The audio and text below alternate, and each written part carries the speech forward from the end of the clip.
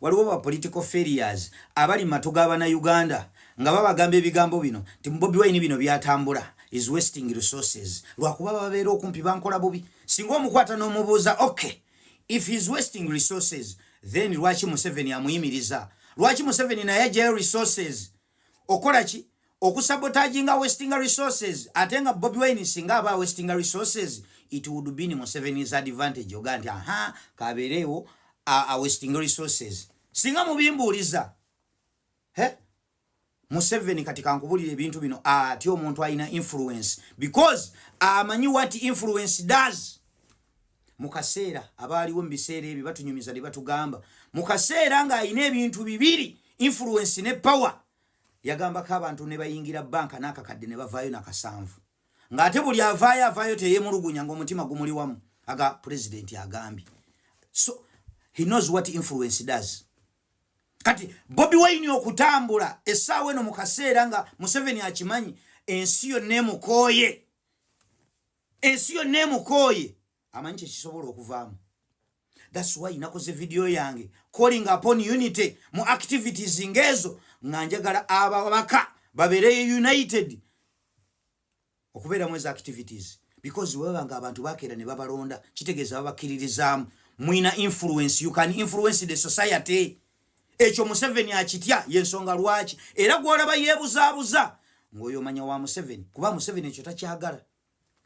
takyagala unity atya abantu abalina influence yensonga lwaki omulaba n'abayimbi yabakwata n'abateekwa mu nkwawaze because abayimbi they can influence the society bwebanga basobola okukeera enkya ne bastaging ebivulu najjanga abantu bazze kumulaba ne basasula abantu ne balwana okuyingira naye nga ne gye balwanira bagenda kwawukana ne sente zaabwe kitegeeza those people can influence the society n'agamba engeri gye sitakyalina influence kankwate bano abalina influence mba dismantling because he knows he has ever tested the fruits of influence osobola okukola kyonna ng'olina influence kati yasigaza eki power yesigaza power kati bw'oba olina power yokka nga tolina influence obanga ekazi eritalina nabaana ne bw'owooma otya kaakati ekyo BobiWine kyakola singa ababaka bonna basalawo ne babeera united ne baga atuyimirira mabega we tuba tuli mu country wide tour tutambula naye ne tugenda naye. My cry is that I call upon for unity mukana akaseera kubanga byonna no diringisa mwenna gomoze mutuvugira mutumulabye tabadde productive abawoza simanyi twe bana abakulembeze ba politician abali experienced wachana na mambo ya experience etuletedde ki always tubadde mu opposition kye tuli wardens ebyo sibye twagale gwanga lya ferifere gwawo lyono ne kaligwawo kati nga gwotuwoleza simanyi atenze kankole bwenti omubaka yeebuzaabuza nga tabeera mu activities ezo omanya mukama we yamugaawo tetukulabawo because buli mubaka I believe webanga abantu b'ekitundu kyo baakulonda you can influence those people to do something. Museveni akimanyi nti abantu bwe bakeera nga bagambye nti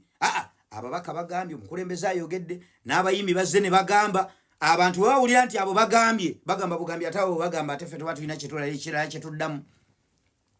bw'abanga yeepyerako nga it was only one region mujjukira bulungi ku Bugerere Saga ne yeepyerapyera amanyi ekisobola okuddirira bwe bibanga eno yonna tubigezezzaako biganye eyo alternative mu gavumenti zonna ezigudde ez'abadikiteeta bantu be bakigusizza kana akaseera ke tulimu kankusensitizinga bantu babaka kusitukira wamu buli activity ekolebwa there should be unity mwenna ne musituka in a collective way. Yes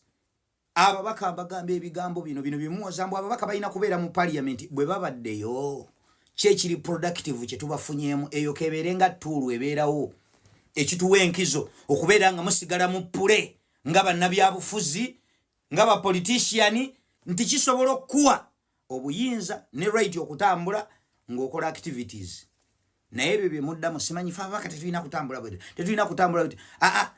Honorable Rutamaguzi yatero kyogera mbu simanyi we are in an abnormal situation. So that means if we are in an abnormal situation we cannot act in normal. Bwebanga ebintu bwebanga parliament esobola okubeeramu eŋŋumi nebeeramu ab'emmundu kitegeza eyo situation eri abnormal, so you want to act normal. Musibanyi fete tulina kutambula, tulina kubeera mu parliament bwe mubaddeyo mukozeeyo ki. Please, with due respect, nsaba ababaka sawa ya kusensitizing abantu ahead of 2026. Hamot nze sina mubaka gwe nnumba, but mwenna mbagamba muzuukuke. Museveni olaba temuyina kumuleka kussa nga ne bwatatuleka kussa, mumutunuulire emirundi gyonna. He's keeping us busy. Tuva mu kino atuzza mu kino, bw'ayoola abaana, bw'akola kino tatuleka kulowooza. Kati bw'aba ye tatuleka kulowooza, mwe lwaki mumuleka okulowooza? Why do you let him think? Mwino mukipinga naye ng'ali busy, nga naffe bwatukipinga busy. Bimeka byakola ebitukipinga busy. Abajja mu kino abazza mu kino, abajja mu kino abazza mu kino. He doesn't let you think. Kati mumbanga mwina opponent ng'oyo who doesn't let you breathe.